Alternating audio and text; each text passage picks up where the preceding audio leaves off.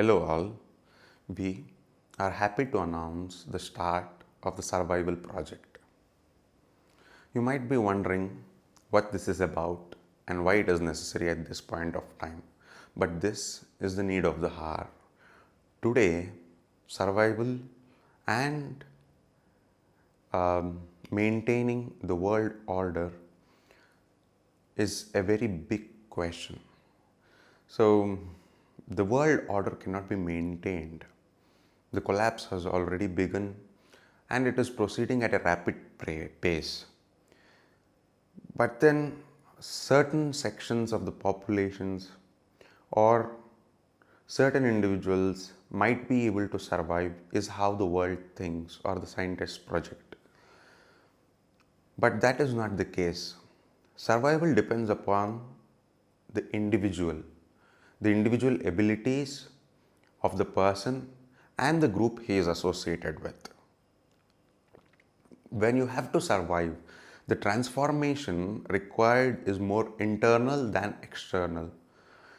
There are various movements such as the Extinction Rebellion, where people are protesting, making unorganized protests in various places, not non-centralized protests, not unorganized, and trying to bring awareness to crowds and then trying to move government policies internationally, try and bring about some green movements. All these things will not help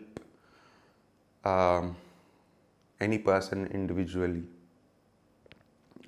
Rather, he would be, he might be sent to jail for that because he is disturbing the current world order. But then, when the system collapses, as it is already collapsing, being able to survive by yourself or with your team, that is not something wrong. That is why we were born in the first place.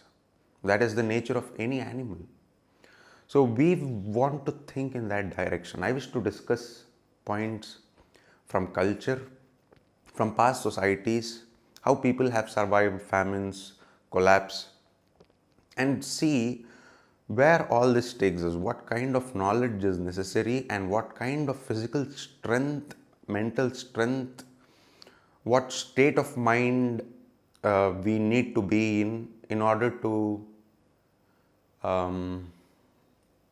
continue the human race. There is a small window of hope with respect to being able to build teams that can individually survive. Even that is extremely questionable. But thinking that the system would survive, somehow governments will survive, and this technology will survive is way out of question. There's no way in which that can happen. There's enough science to back this up. There are enough scientists, reporters, journalists, all kinds of people talking about this. I don't want to spend much time on that because we anyways know that it is collapse. Sri Lanka, the economy collapsed.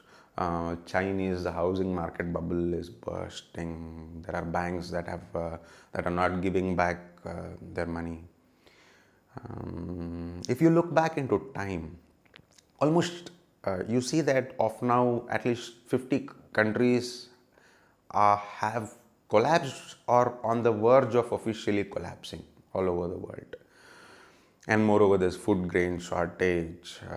Russia cannot stop fighting because they cannot afford to do that. It is because of their demographics. The population is decreasing. This is the last year that they'll have enough people to fight in an army, or otherwise the population will dwindle. Whereas I'm talking from India. India has a border in Lahore where they have to put their troops, bordering Pakistan. Similar situation Russia has in 9 places. So they cannot sit quiet. It is not. They're not in the position that India is in. So they have to build up their security. They have their positions. So the war will not end. NATO will not stop either. So with all these situations, we see that things will collapse. Even economy also is on the verge of collapse or is already collapsing. So in this scenario, it's high time that we adapt rapidly, think on what changes we can bring to our habits, our internal thoughts. See, all habits change uh, with a thought. You have a thought, then you speak about it, then your behavior changes.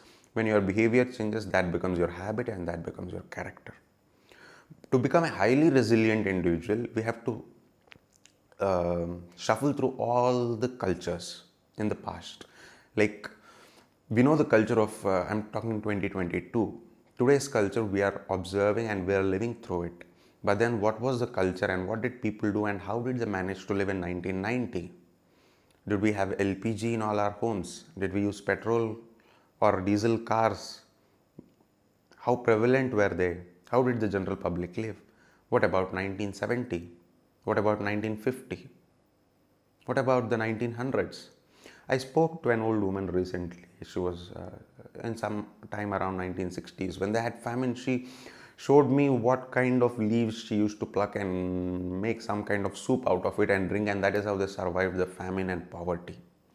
So there are so many things like this, right from the level zero of surviving on the street, to playing with businesses, uh, trying to control populations. There are various levels at which this game plays out, and trying to adapt to the changes. You've already observed in the last 2-3 years that the weather is extremely abnormal, indicating that climate has already changed and it is changing more and more with time. For example, in India, we have seen heavy rains for the last 1.5 year.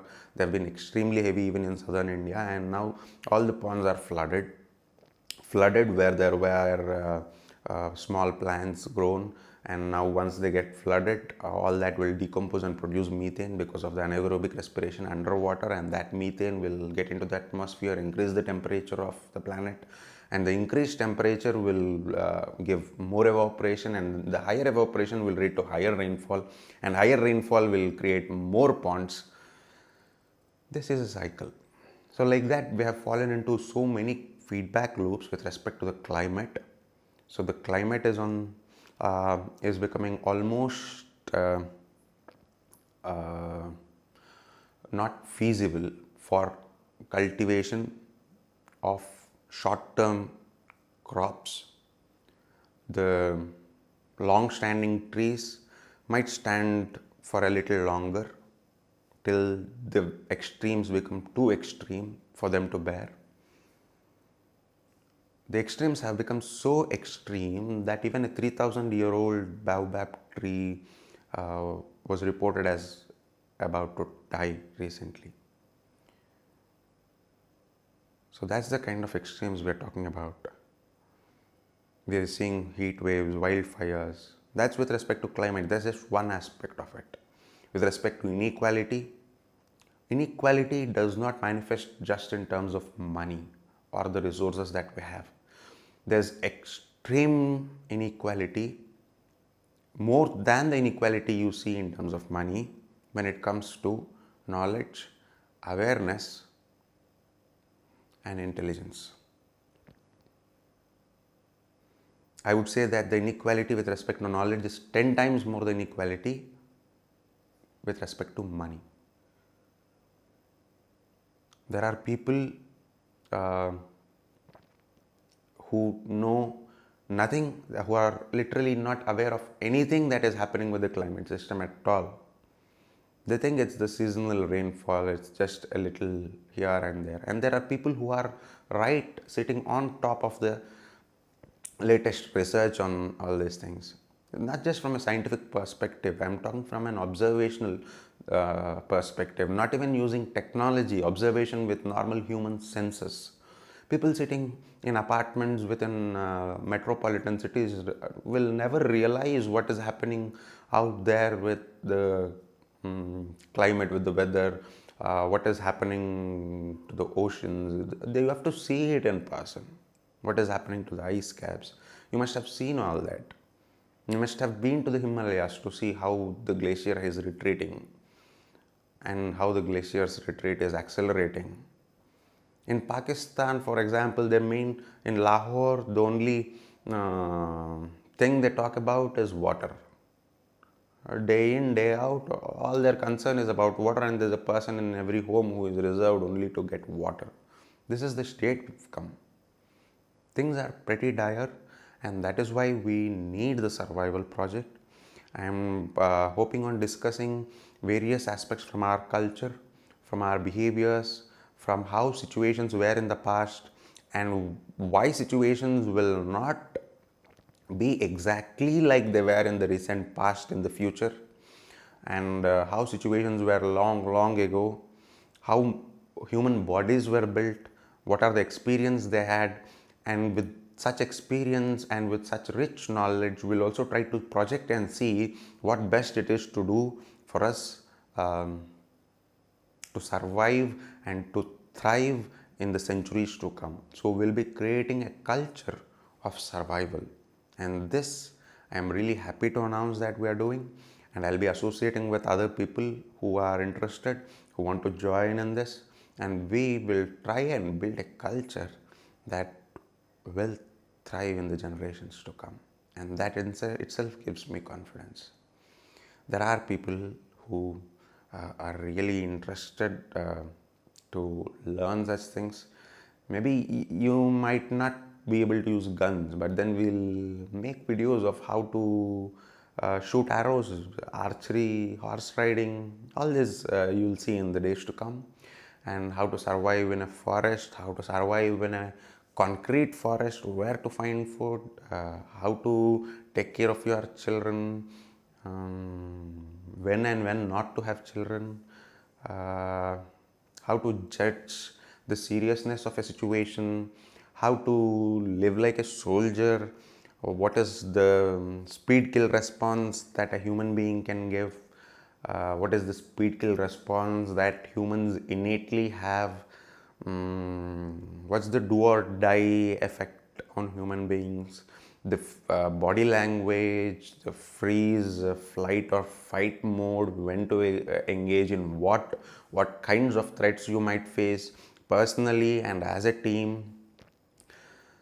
This will be rejuvenating, and if you want to join us for a discussion, you can always join us, and if you have something to contribute, we are more than welcome.